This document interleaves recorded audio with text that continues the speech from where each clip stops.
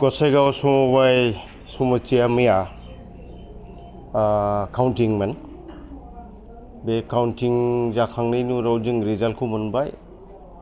जे 15 जन होदोंमोन बे 15 जनाबो बिपि दोलोनिफ्राय देरहाजोबदों।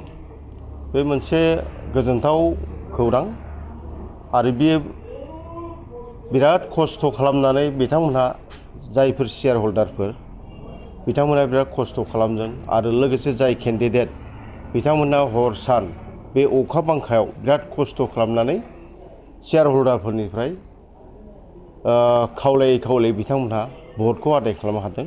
बेनि जुनै बिथांमोनहा देरहादों 15 जनबो। बाव एससि एसटि अबिसि रिजार्भ थायो सासे, बेबो जोंनिफ्राय देरहादों त्रिबेनिसाव। आरो वमेन खथा सानै थायो, वमेन खथायावबो सानैबो जोंनानो देरहाजोबदों। नंगौ बिथांमोनहा UPPL आरो BJP एलायन्स गभर्नमेन्ट आरो बिसोरो प्रत्येक समबायाव एलायन्स जानानै गेलेबोदों।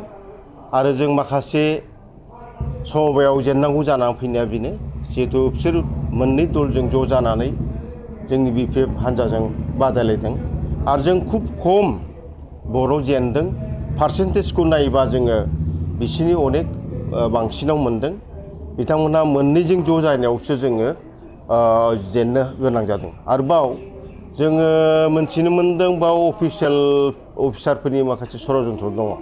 माखासे षड़यन्त्रआ बहुद मानि काउन्टिंफ्राव जोंनि माखासे मानसिफ्रा एजेन्टफ्रा दिथा होआखै, साननायफ्राव अनेक गन्दगल जादों, जों बेखौ मोनथिनो मोनदों आरोखि।